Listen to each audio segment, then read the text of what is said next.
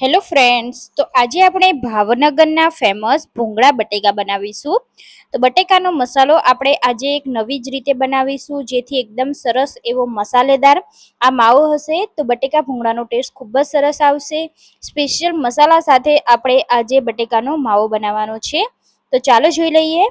તો સૌથી પહેલા આપણે લસણની એક ચટણી બનાવવાની છે. તો મેં અહીંયા 6 થી 7 નંગ જેટલી લસણની કડી, એમાં 2 ચમચી કાશ્મીરી લાલ મરચું પાવડર અને 3 ચમચી પાણી એડ કરવાનું છે. અને આપણે આ રીતની ચટણી પીસી લેવાની છે. તમે આની જગ્યાએ લાલ મરચાં પણ યુઝ કરી શકો છો. જો લાલ મરચાં નાખવા હોય તો તમે તેને પલાળી અને પણ નાખી શકો છો. મેં અહીંયા બટેકાને બાફી લીધા છે. તો અહીંયા 2 થી 3 બટેકા મેં બાફી લીધા હતા. બટેકાને આપણે છાલ ઉતારી અને તેને આપણે આ રીતે રફલી કટ કરી લેવાના છે. તો તમારી પાસે બટેકા નાની બટેકી હોય તો તમે આખી બટેકીનો પણ આ માવો બનાવી શકો છો.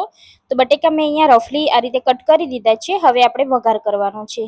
વઘાર માટે આપણે એક પેનમાં 2 થી 3 ચમચી તેલ ગરમ કરીશું. એમાં આપણે હિંગ એડ કરવાની છે. મીઠા લીમડાના પાન એડ કરી દઈશું.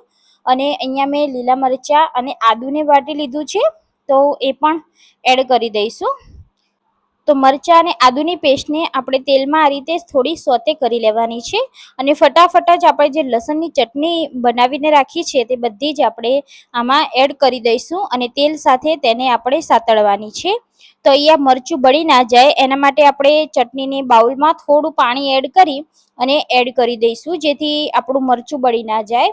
નહીં તો જો આ રીતે તમે મસાલો શેકશો તો અહીંયા મરચું બળી જશે ને લસણ બી બળી જશે. એટલે થોડું પાણી નાખી અને આ ચટણીને થોડી સાતળવાની.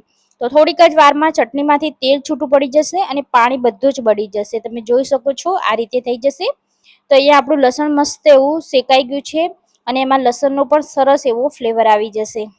અહીંયા મેં 1 થી 2 ચમચી આંબલીનો અને ખજૂરનો પલ્પ એડ કર્યો છે. 2 ચમચી આપણે શેકેલા સિંગદાણાનો ભૂકો એડ કરવાનો છે, જેથી આપણી ગ્રેવી એકદમ ઘટ થશે અને બટેકા ભૂંગળામાં એ ગ્રેવીનો ટેસ્ટ ખૂબ જ સરસ આવશે.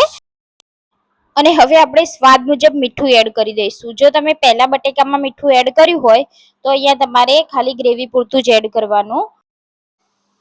તો અહીંયા આપણે ગ્રેવીને સરસ મજાની થવા દેવાની છે. તેમાંથી લસણની કચાશ દૂર થઈ જાય અને તેલ છૂટું પડી જાય ત્યાં સુધી આપણે તેને થવા દીધી છે. આ રીતે તમે જોઈ શકો છો. ગ્રેવી સરસ પાકી જાય એટલે આપણે તેમાં સમારેલા બધા બટેકા એડ કરી દઈશું અને બટેકા સાથે એને મિક્સ કરી લેવાનું છે. બધા જ બટેકા ઉપર કોટિંગ આવી જાય એવી જ રીતે આપણે મિક્સ કરીશું. તો આ રીતે તમે મસાલા કરશો તો તમારા બટેકા ભૂંગળા ખાવામાં ખૂબ જ સરસ લાગે છે. જે રીતે લારી પર મળતું હોય એવી જ રીતે આ ગ્રેવી તૈયાર થાય છે. થોડીક વાર ઢાંકણ ઢાંકી અને મેં થવા દીધું હતું. તો તમે જોઈ શકો છો આપણા બટેકા ભૂંગળા થઈ ગયા છે. હવે આપણે ગેસ બંધ કરી દેવાનો છે અને ઉપરથી આપણે લીલા ધાણા એડ કરી એને ગાર્નિશિંગ કરી દઈશું.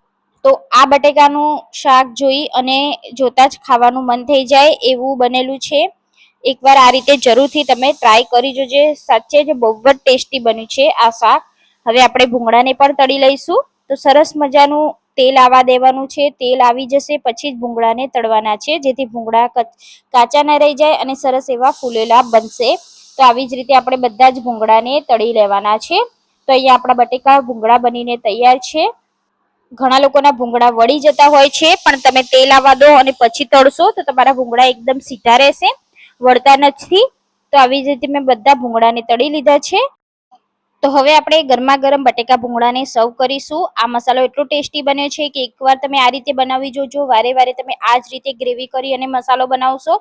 તો તમને આ રેસીપી કેવી લાગી મને કમેન્ટ કરી જણાવજો. સારી લાગી હોય તો તમારા ફ્રેન્ડ્સ અને ફેમિલી સાથે શેર કરી દો. ચેનલ પર નવા છો તો ચેનલને સબસ્ક્રાઈબ કરવાનું ના ભૂલશો. તો ફરીથી આપણે આવી જ નવી રેસીપી સાથે મળતા રહીશું. બાજુમાં રહેલા બેલ આઇકોન દબાવી દેજો, જેથી મારા આવનાર વિડીયો તમને સૌથી પહેલા મળી જાય. તો ફરી મળીશું.